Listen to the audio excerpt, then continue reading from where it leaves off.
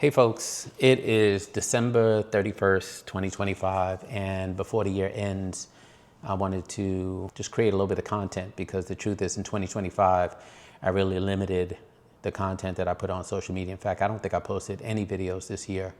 There's a reason. In 2025, I had a lot of ups and downs, but before I talk about my ups and downs, I want to speak to people who may be having their own ups and downs right now.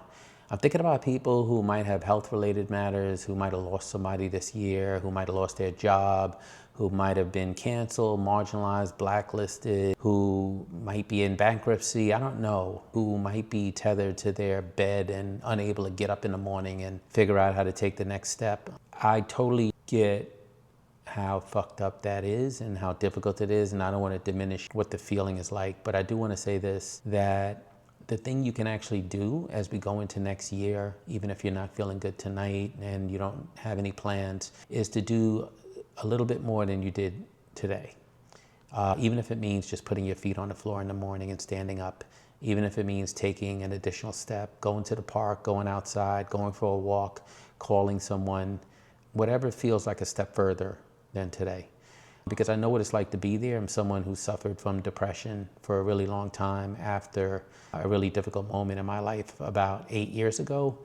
I went from being on top of the world to being unable to figure out what I was doing later on that day and not interested in simple shit like brushing my teeth and taking a fucking shower. So I get it, whether it's depression, clinical depression, or just not really feeling good about the world.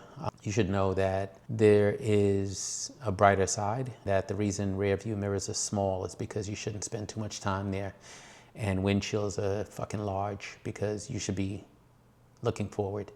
And 2026 on the horizon gives you a chance to look forward and to think about what the opportunities are to move forward.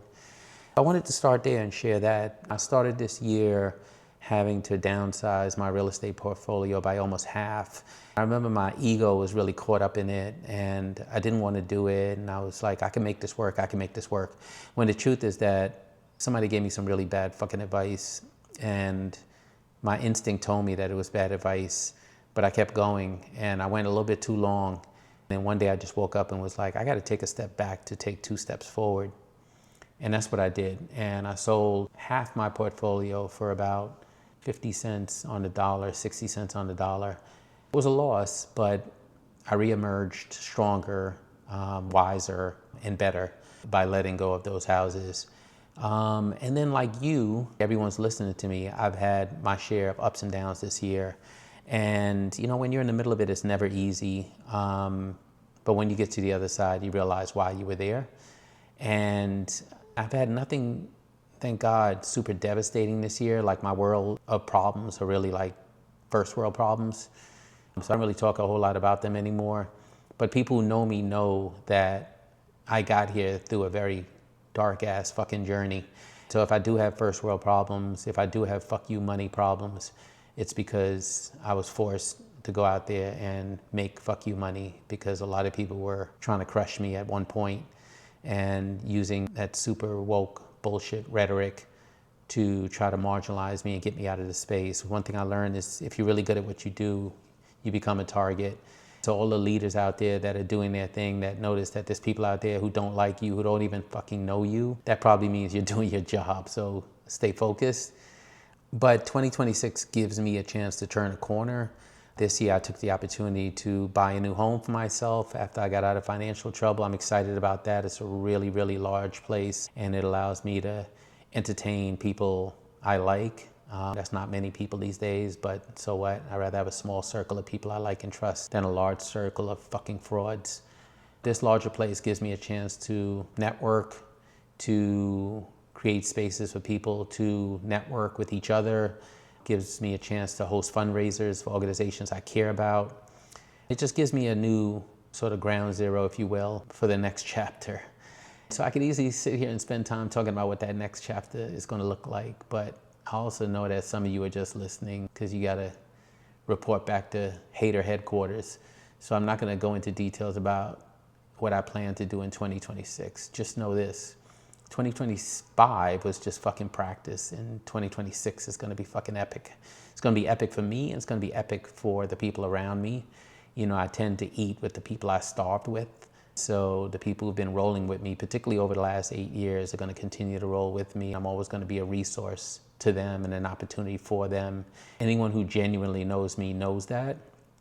But the one thing I will share with you guys, the one thing that is coming back, the one thing that I've been told by many people I need to bring back, something they appreciated, something they wanted, something that they can't often comment publicly and say that they're interested in or that they like or that they support, is my Saturday morning rants. I'm going to bring back the Saturday morning rants because there's a lot more I got to say about the nonprofit space, about the philanthropic space, about some of the people in the space. I'm going to try my best not to mention people. I try not to really call people out that way, except maybe Gabriel Saya and Danielle Sered, those two motherfuckers.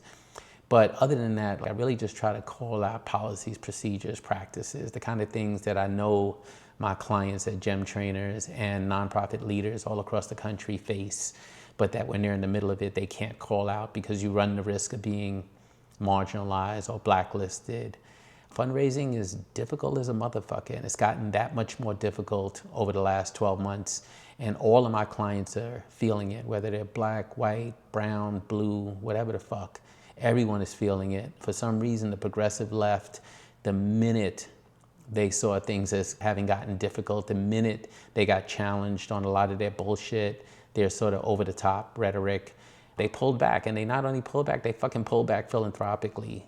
Fuck. Like, how the fuck do you send people out to fight? How do you send people out there and tell them that they need to be courageous, they need to be strong, they need to take on the system and take on the man? And the minute the man pushes back, you literally take the fucking gas out the engine. Anyway, I'm hoping that we see a resurgence of the resources that it takes to continue to sustain the movement. Every movement is like a blunt instrument. So there's going to be good times and bad times. There's going to be ups and downs. There's going to be leaders that are going to come and go. And hopefully on the bright side, there's going to be renewed moments, renewed opportunity, lessons learned, and a second, third, and fourth bench of leadership that emerges. And I know that that leadership is emerging because I see it in my clients. I see it in the people I fuck with.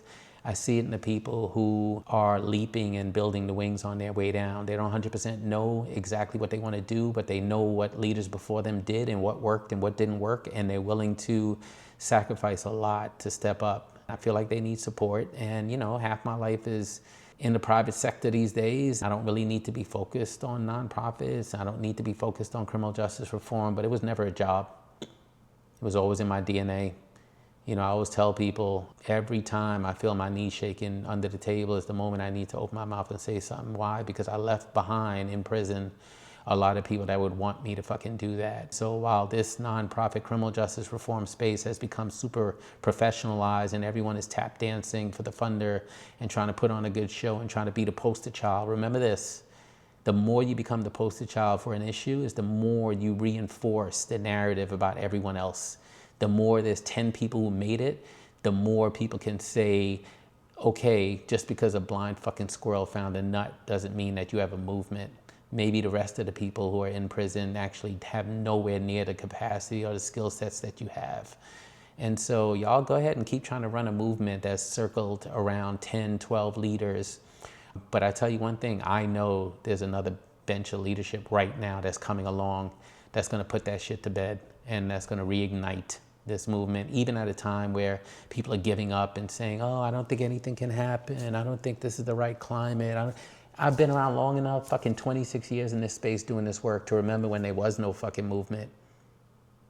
When there was no movement.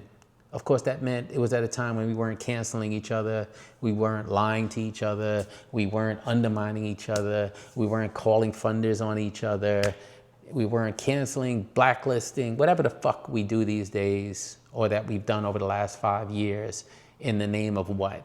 Not in the name of justice, not in the name of due process, not in the name of second chances, not in the name of restorative justice, just in your fucking name. And you know who the fuck you are. 2026 is coming, folks. I think that shit is coming in like a fucking roaring fucking lion. I think 2025 was just rehearsal, and I know it was for me. So I look forward to giving you more of me in 2026. Now that I'm back on my feet, life has sort of leveled out a bit, and I'm ready to share my opinion. Some of you won't like it. I'm okay with that. One thing I've learned in life is like everyone will not like you. I am not everyone's fucking cup of tea, but I'm not here to be anyone's cup of tea. Either you fuck with me or you don't fuck with me. And one day you may fuck with me and the next day you may not, and that's okay too. I love people that can actually agree with me one day and disagree with me the next, who can see me post something and be like, I fucking love that. And the next day see me post something and be like, oh, I didn't know he felt like that.